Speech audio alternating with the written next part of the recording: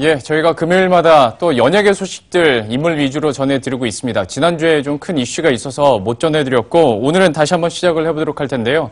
스타뉴스의 김미화 기자와 함께 이야기 나눠보도록 하겠습니다. 안녕하십니까? 안녕하세요. 네, 지난주에 없어서 개인적으로 좀 서운했었거든요. 네. 어떤 소식들이 있는지 저도 잠깐 봤는데 그렇게 기분 좋은 소식들은 아니에요. 먼저 정용화 씨 얘기부터 해보도록 할 텐데 이게 어떤 대학원을 입학하는 과정에서 면접을 보지 않고 들어갔다라는 얘기잖아요. 좀 자세하게 얘기해 주시겠어요? 네. 지난 16일 유명 아이돌 그룹 멤버가 그 2016년 경희대학교 일반대학원 박사과정에 면접 없이 합격했다는 보도가 나왔습니다. 이 가수는 2차례 면접에 불참해서 면접 점수 0점을 받았는데도 불구하고 최종적으로 이 대학원에 합격했는데요. 이 가수가 바로 밴드 CNBLUE의 멤버 정용화였습니다. 경찰은 특례 입학을 주도한 교수의 사무실을 압수수색하고 이 교수와 정용화를 소환해 사건 경위를 조사한 것으로 알려졌습니다. 이와 관련해서 정용화의 소속사 FNC 엔터테인먼트는 정용화가 경희대 교수와의 개인 면담한 것을 공식 면접으로 생각했다며 편법 입학할 의도가 없었다고 밝혔습니다. 하지만 소속사에 따르면 아이돌 스타와 같은 인기 가수들은 바쁜 일정 때문에 소속사가 모든 일정을 정하고 있다고 하는데요. 그래서 이번 대학원 입학을 위한 응시 원서의 작성이나 제출, 그리고 학교 측과의 연락 등 모든 업무를 소속사가 알아서 처리했다며 입학 과정에 대해서 설명했습니다.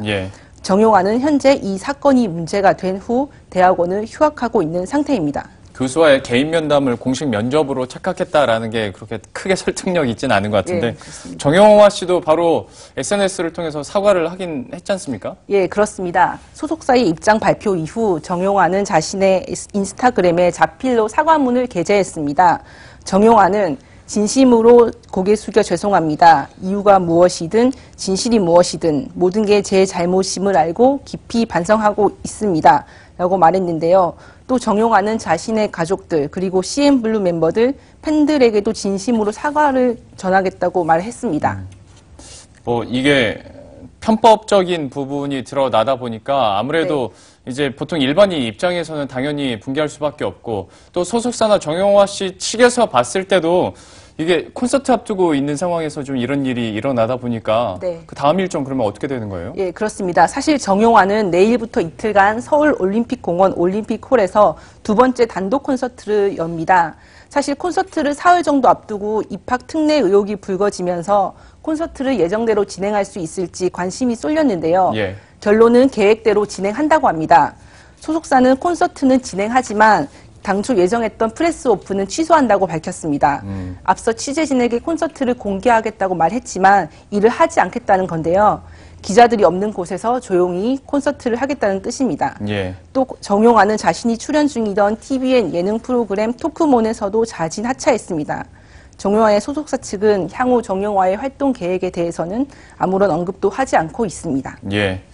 물론 가장 쓸데없는 걱정이 연예인 걱정이라고는 하지만 그래도 이번에는 좀 타격이 클 것 같고요. 앞으로 정용화 씨의 연예계 활동도 한번 잘 살펴봐야 될 것 같고 또 소속사의 또 주가도 상장이 된 기업이기 때문에 주가의 흐름 자체도 한번 봐야 될 것 같습니다.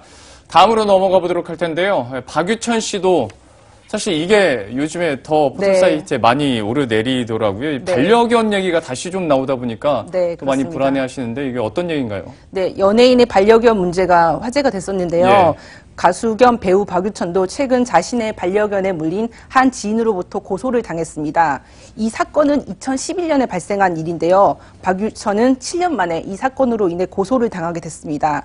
이 고소인인 A씨는 지난 2011년 4월 박유천의 집을 방문했다가 박유천의 반려견인 알래스카 말라무티의 머리와 얼굴을 물려서 심각한 후유증을 앓고 있다며 최근 박유천을 중과실치상 혐의로 고소했습니다.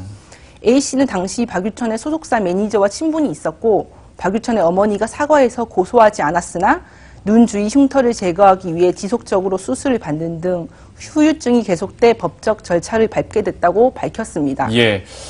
물론 이제 반려견에 물려서 흉터가 지고 수술하면 당연히 이제 보상을 해줘야 되는 게 맞겠지만 저는 이 사안 보면서 약간 의아했던 게 7년 만에? 네, 그렇습니다. 왜 갑자기라는 생각이 좀 들었거든요. 네. 이거 어떻게 되는 건가요? 네, 사실 다들 그 부분에 주목하고 있는데요. 왜 A씨가 7년 만에 박유천을 고소했냐, 예. 여기에 관심이 쏠리고 있습니다.